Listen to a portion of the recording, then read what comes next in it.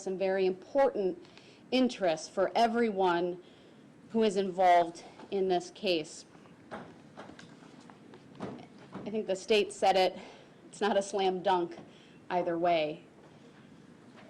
This case came before the court for the first hearing on March 11th. Now, that certainly wasn't the first hearing for this case. This case was charged on November 23. I would note that at that time, attorneys Perry and Keyes were with Mr. Brooks at the initial hearing. Time limits were waived, and ultimately a preliminary hearing was held in January, I believe on January 14th.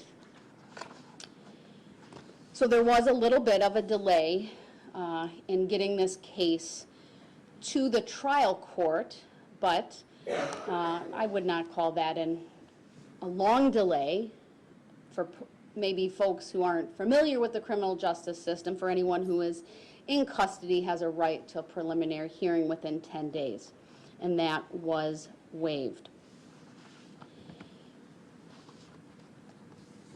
In addition to looking at some case law, the court, of course, looked at the facts of this case. I've heard from Mr. Brooks's attorneys today. I've heard through their filing. I've heard from the state, and I've heard from the families of 13 victims.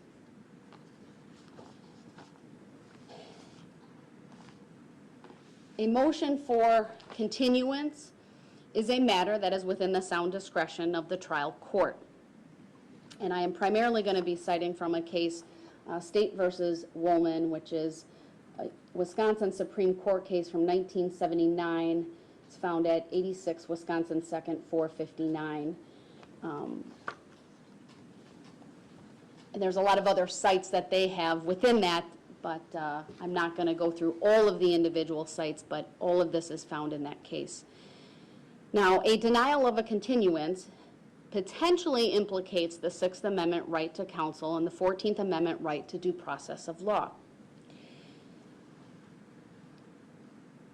So this court needs to balance Mr. Brooks's constitutional right to adequate representation of counsel, and of course his due process rights as well, against the public interest in a prompt and efficient administration of justice. Now, of course, when this case was authored, which was in November, it was submitted in November of 1978 and decided in January 9 of 1979. I would note that 1979 is when the first victims' rights legislation, I believe, was passed. And so it's very likely that when the Supreme Court decided this case, they didn't have the language in Chapter 950. And of course, they didn't have the more recent amendment, what we all refer to as Marsy's Law in 2020. So I would put forth that the court also needs to balance not just the public's right to prompt and efficient administration of justice, but as the state points out, there are victim rights as well that are implicated. And that's found in the Wisconsin Constitution, Article 1, Section 9, and then as well in Section 950.04, sub 1V, sub K of the Wisconsin statutes. But I also kind of took a step back and I looked at what are my obligations of a judge in any case. I am guided in part by my case disposition goals that have been established by the Wisconsin Supreme Court and other judges who have sat on those committees that concern those things over the years. And while these are not hard and fast rules, they are goals that every judge should aspire to. 85% of my felony cases should be resolved within 180 days. 95% of my felony cases should be resolved within 360 days.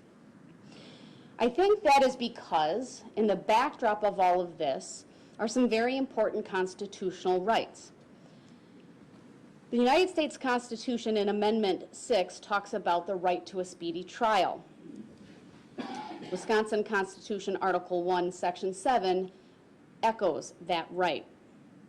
Wisconsin Statute 971.10 also has a statutory right to a speedy trial. It is a right that is a very quick right, shall we say. For a felony case, if a speedy trial demand is made, it requires the state to bring that case on for trial within 90 days. In addition, I've already mentioned the constitutional provisions dealing with victim rights. And of course, there is the United States Constitution, Amendment 14, which talks about due process. We know from those provisions and the cases that interpret those provisions that speedy trial attaches at the time of arrest or when officially accused of a crime. So in this particular case, that would be the date of his arrest on November 21 of 2021. Of course, he was quickly charged on November 23 of 2021. When this court held its first hearing in this case on March 11 of 2021, I honestly did not anticipate scheduling a trial date. But when the state asked this court to consider utilizing the jury questionnaire process to assist with the change of venue issues, I thought it prudent to really schedule it for trial and work backwards from there. Now keep in mind that trial date is scheduled presently for 7 weeks shy of the 1-year mark of this incident. I talked a little bit through my questioning of the parties about that change of venue motion that was brought and the implications if a trial is adjourned and what that means for the process here in Waukesha County. While not by any stretch of the imagination an overriding interest, the county has already expended some resources in putting forth those jury questionnaires, the initial jury qualification questionnaire over and above what we would normally do, and certainly in advance of what would typically be an October trial date. We would normally do that about 6 weeks ahead of any particularly scheduled trial week. And again, it is not an overwhelming consideration, but I think it's an important consideration because it attests to the court's willingness to also make this case a priority and to do things such as expending the resources of the county, utilizing the clerk staff in order to get all of those things put together, and of course, scheduling the time for not just this court, but for the parties. And I certainly want to acknowledge that both sides have been very diligent with that particular issue, really moving very quickly to file those proposed jury questionnaires and hold a hearing on that. We are very close to finalizing those jury questionnaires.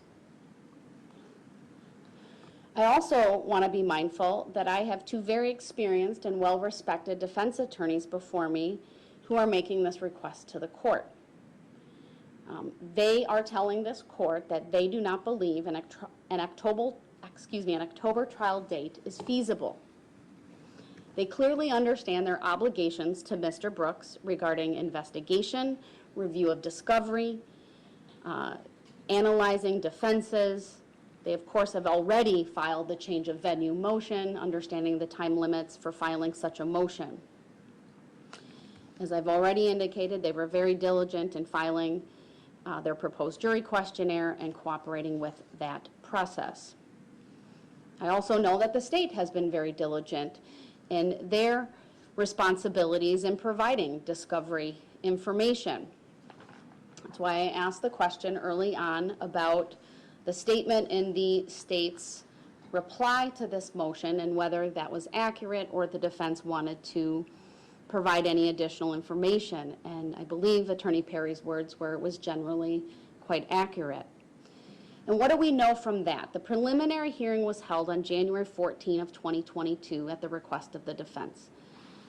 On January 20 of 2022, discovery consisting of over 1,300 pages was sent to the defense.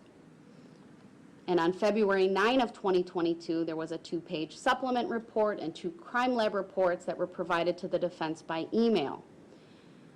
An arraignment was not held until February 11. That is notable because in the vast majority of cases, the state does not, in my opinion, you can correct me if I'm wrong, turn over discovery even before arraignment. Usually a plea needs to be entered, but the state did that. In addition, a link was provided to the defense on February 15 of 2022, giving them access to all digital video recordings, 302 items in total. A follow-up report was sent on March 1, consisting of 144 pages, and then an additional 500 pages were sent on March 17th. There was a very specific discovery demand made by the defense on March 29th related to the toxicology discovery packet, and the response from the state was provided the very next day. We learned today that the one piece, and shall I say pieces of information that are yet to be turned over involve the DNA analysis that was conducted in this case. And to the state's credit, they did indicate it's not simple, it's quite lengthy, but that all the analysis has been done, and they anticipate that report being turned over within the next week. So all of these things are facts that this court must look at when balancing all of the important interests. The interests of Mr. Brooks, the interests of the state, of this court, and of course, the victims. Prior to even deciding this motion today, I spent some time looking through and preparing a trial order. The parties themselves have a draft. But when I look through that order, and typically what I do is when setting a trial date, and most courts do, we work backwards. We look at when a trial date is set, we then set a jury status date, and then back up from there with various motion dates, the exchange of witnesses, expert witness filing dates, etc. And in my court, of course, there's always the requirement that the parties provide their voir dire questions. And although it was a little bit unusual for this court to set a trial date at the first court appearance, it is not unusual for this court to do its best to adhere to the 1-year case disposition goal in felony cases. Now, I am not here to tell the public or the parties that that is a goal that has been met in every single case. Certainly over the last 2 years, that has been challenging. But it would also not come as a surprise to everyone that it is incredibly important to this court to make sure that cases come to finality as quickly, as efficiently, and responsibly as possible. So when I balance all of those interests and looking at the time that we have available between now and an October 3rd trial date, and understanding that it's my opinion, based upon the information that was provided here today, that perhaps a couple of weeks delay after October 3rd, that really there's not a whole lot of time that could be devoted to this case after November of 2022 by the defense due to some other important obligations for Attorney Perry. He himself, and I appreciate the forthrightness, said that December would not be feasible due to his trial obligation in Kenosha that is set to start on January 5th and run approximately 5 weeks. That is a case that, of course, has a significant amount of age to it, and I weighed that as well because no one wants to do cases more than once. And if that's not a case that demonstrates the difficulties that can befall everyone, not just the court, but victims and prosecutors and defense attorneys, I don't know what case would. But that did not dissuade this court from looking at and maintaining the October trial date. This court is willing to give the defense a start date as late as November, so about 30-day adjournment. And I know that will be challenging, even for everyone involved, in the sense of that will be, of course, coming up on the 1-year mark. There are oftentimes, I think all of us sitting in this room who are attorneys and of course the court have some type of continuing education within the month of November and sometimes even into December, but I'm willing to forgo those things as well to make this case and to continue to keep this case as a priority. So for all of those reasons, I am going to deny the request for a continuance. With that, I would like to address some additional issues because I do want to finalize as best as I can a trial order. Keep in mind, I am fully aware the court has yet to decide the change of venue motion, but as I have told the parties, I'm really proceeding on somewhat of a dual track, meaning it is proceeding as if this case stays within Waukesha with this court with a trial date in October, but also understanding there is a very important motion before the court that could implicate when this trial is held. And I just don't want people to be disappointed if at a later point in time the decision on that motion alters when this trial takes place. So with that, I have spent some time looking through some important dates. The first will be when to finalize the jury questionnaire and when to get that out. I appreciate the defense has filed a very thorough track change document today under seal that has some suggested changes. I'm hoping the state has had an opportunity to review that. They're not very lengthy, but with your approval, I would like to make those changes so that this questionnaire can be finalized. Yes, I did review the document submitted by the defense. We have no objection to any of their suggestions, Your Honor. All right, then all of the suggested changes will be made, and I will work with the clerk of court's office to finalize that and mail that to prospective jurors by April 15th.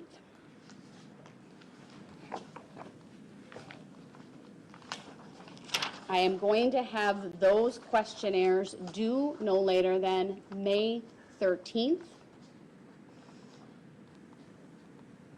And I will have all of those questionnaires put on a flash drive and distributed to the attorneys no later than May 23rd.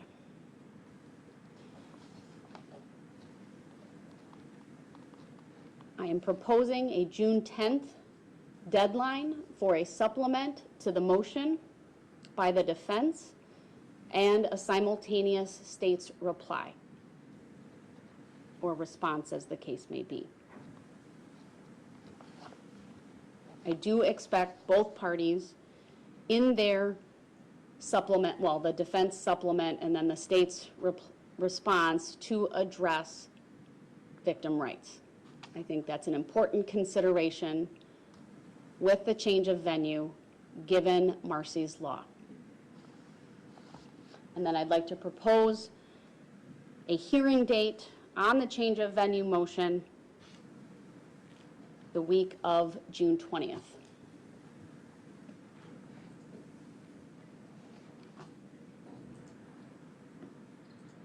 Before we decide that, does anyone have an issue with the deadlines I've just proposed from the state? No objection to that. Attorney Basie just reminded me that her and Attorney Witchow are special prosecutors on a Kenosha County case that will be in trial June 20th. Correct. But if necessary, I could appear for that change of venue motion if that's the only option, and we could split up. How about from the defense? Those dates are fine. Can the defense make a hearing on the week of June 20th? Yes.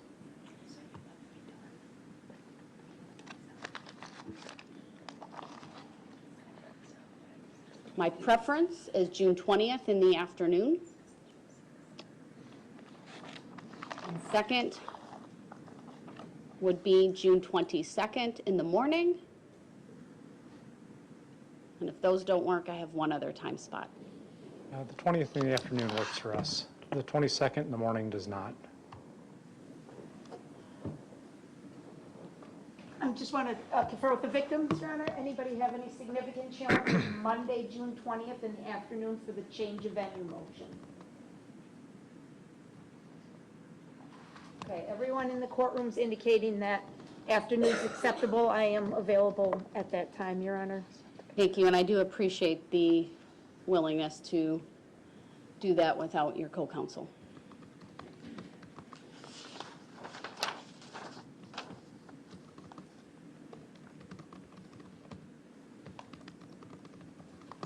At this point, I do intend to maintain the jury status hearing that I've already scheduled for September 9th at 1:30 p.m.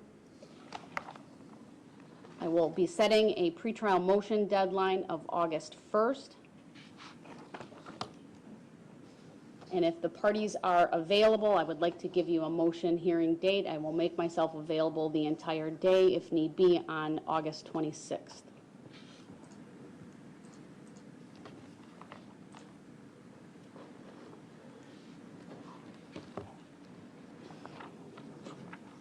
I have that entire week right now, but I was trying to give you all as much time as possible and give the court as much time as possible to also review any motions that come in. The 26th is fine with us. Yes, the 26th is agreeable to the state, and again, all the victims present in the courtroom have not voiced any objection to that, Your Honor. Thank you. That'll be all day, you said, Your Honor? I will set aside all day. Okay.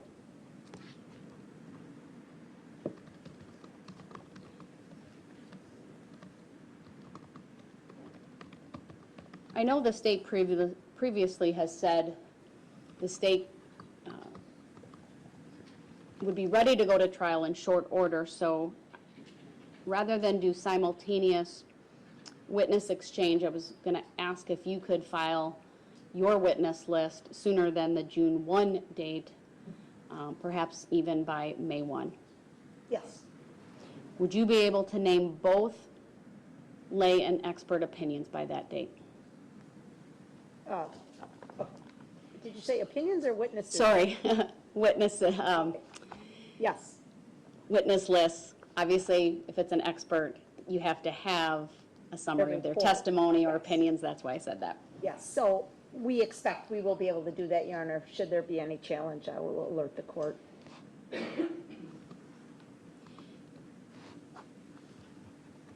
I would like the defense to file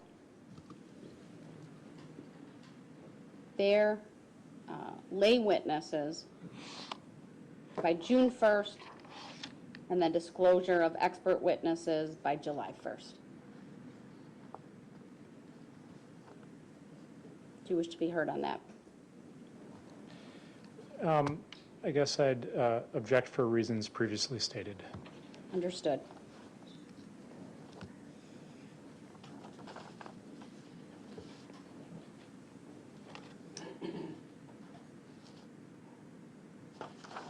There will be language in the trial order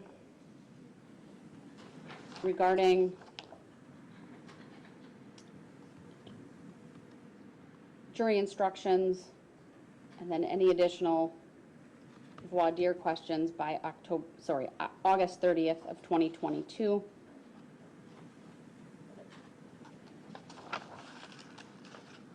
Now, the one piece of this that I don't have yet would be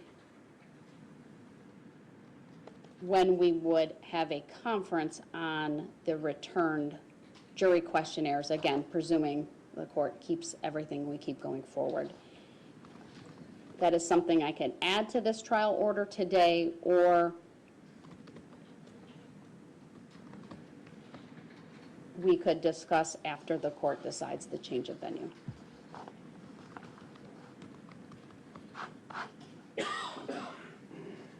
Any thoughts on that from the state? Could you clarify, Your Honor, I wrote down a June 20th motion date for the change of venue, Right. and you're talking about just I'm all talking, getting together to confer about the questionnaires? I'm talking about in the event there's a denial of the change of venue, right, the two tracks that I'm taking here. Okay, At some point with the jury questionnaires, they will also be needed to streamline the jury selection process for the October trial. And so at some point, the parties, whether it's a meet and confer to do strikes for cause, from that, and then a determination is made in consultation with the parties as to how many jurors come in for the October trial for in-person jury selection and questioning. So that's the one piece I thought perhaps we could address later. yes, I would agree, but I think we should schedule something. Or would you prefer we do it off the record? No, I can add that in. That's just the one, I, Okay. just being honest, just ran out of time on that one and wasn't quite looking at my calendar long enough to get that particular date factored in. It probably would need to happen in July or August. Sure.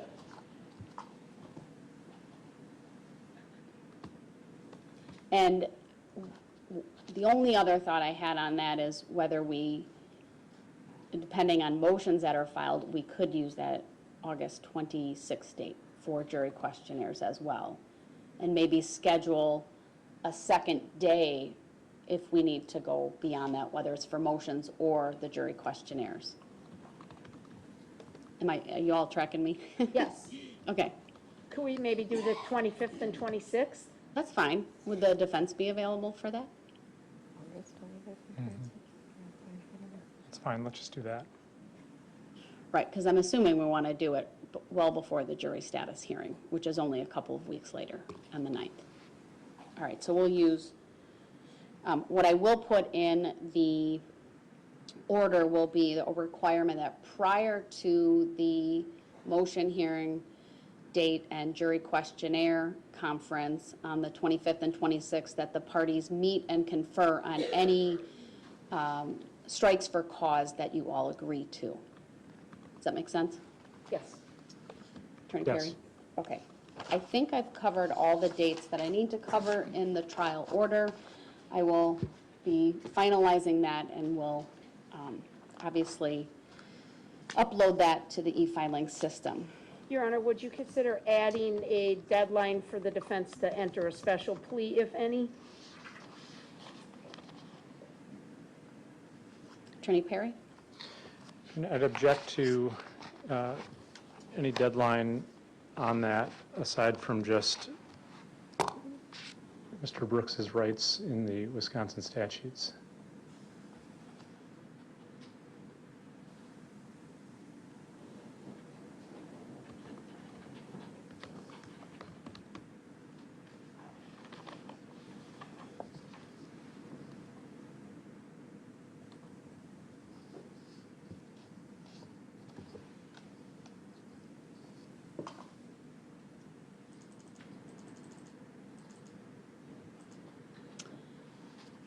I respect that. Obviously want to make sure the case does not get delayed because of a entry of a special plea at a too late of a date. And I think understanding that right now what I'm seeing with the doctors is at least 60 days for reports and analysis. This may very well take longer if, in fact, a special plea is entered, just given the volume of discovery, but at this point, I'll set a deadline of July 1. That should give ample time. That doesn't foreclose this defense, of course, from pursuing it on their own without, that's just to seek a court-appointed doctor. I realize the state would want, may very well want an evaluation, but we're getting a little bit ahead, so I'm not going to discuss that any further. Any other dates either party thinks I have overlooked? Not dates, I have two other issues for the court before we conclude, Your Honor, but nothing on dates. Anything as to dates, Attorney Perry? No. All right. I have some other things as well, but I'll hear from the state. Two things, Your Honor. For the questionnaire, it does indicate you're waiting for the state to provide the victim list of names, and I have that prepared, Your Honor. I wanted to discuss this with the court one more time before I filed it.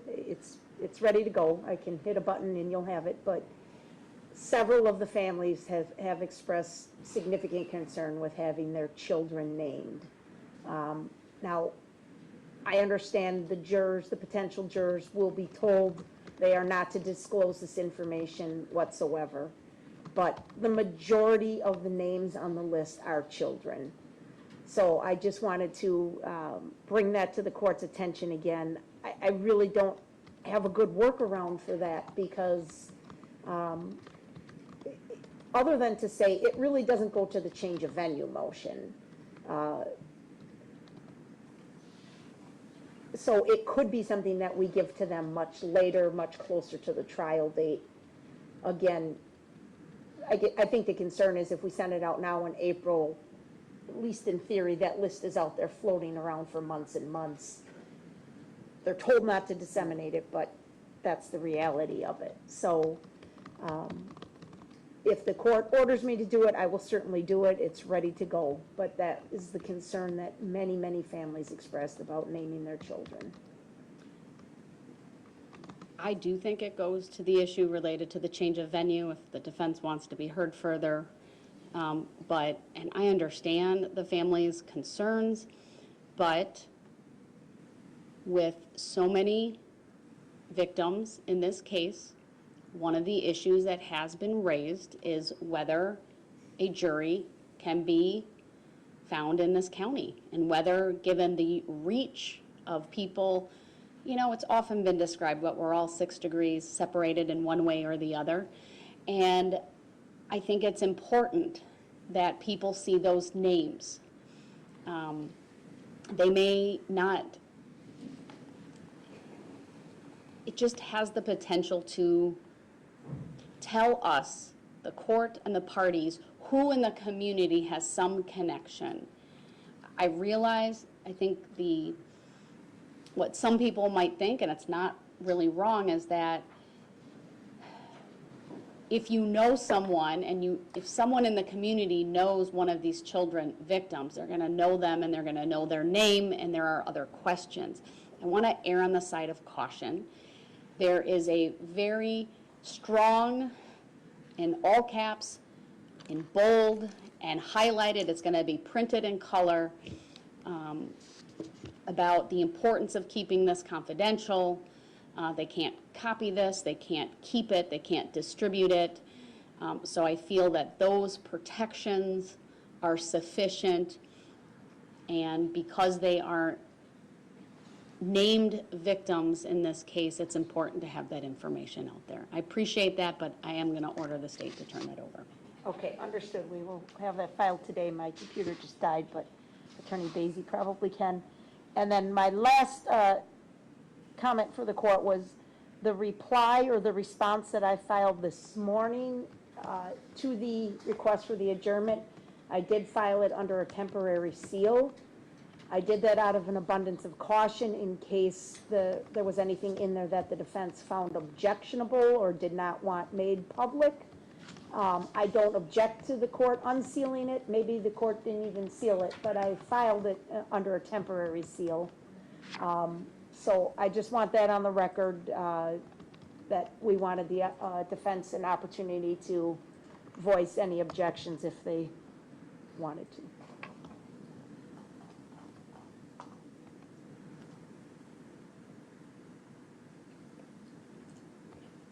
I don't believe their original motion they filed under seal. And I think we've discussed a lot of the things that are in them. Thank you, because I was given a copy that did not have that watermark in preparation for today, so I appreciate you bringing that to my attention. What's the defense position? We don't have a request on that. All right, then I'm going to unseal the temporary and make that part of the official record. I think that's important.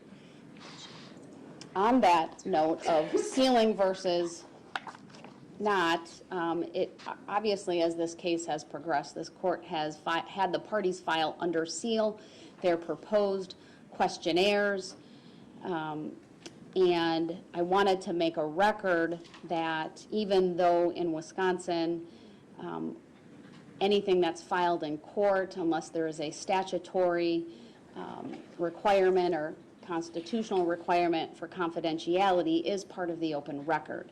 Now, these jury questionnaires have very sensitive questions, and ultimately the questionnaire we utilize is going to have victim information. Also, under the statutes, the completed questionnaires are maintained as confidential. And so, on balance, I find that it's important in this case to keep even the proposed questionnaires filed under seal so as to maintain the confidentiality of the any victims' names that are utilized in there. But also, I think, too, when we think about, in part, why I am using this questionnaire at this point, and that is to help the court gauge and assess the change of venue motion. And I think I would not want this questionnaire, reported on at length. I wouldn't want its contents to be disseminated ahead of people getting this questionnaire.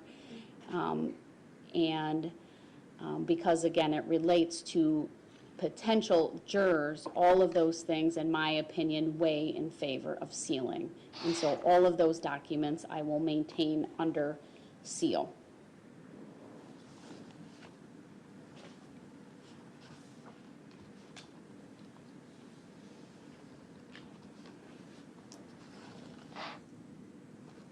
That, of course, was the first point of your motion on process. We had only addressed the second point at the last hearing. I briefly want to address, you had asked that eligible jurors be summoned in to complete the questionnaires. I looked into that, Attorneys Perry and Keyes, and of course for the state, that creates a problem under our summoning process. And if they're summoned in, the only way to do that is successive and immediately before the jury trial. We cannot have them come in, let's say in June, and fill these out for a report date in October, and that has to do with the language of our statutes. And so because of the confidentiality admonitions, of course, not only for the prospective jurors themselves, but the court's taking the steps to seal even the proposed questionnaires, I'm going to deny the request that the jurors be summoned in to complete the questionnaires and proceed with what we have been talking about, and that is mailing them out in the coming weeks. And then I think I've already addressed number 4. I indicated that all received questionnaires would be put on a flash drive. My only question to you is, are you also looking for anything related to the juror qualification, the initial step of this? If you recall, our clerk of court, Monica Paz, talked about in an email about we're going from a 1-step to a 2-step, and so the first step was sending out the 2,500.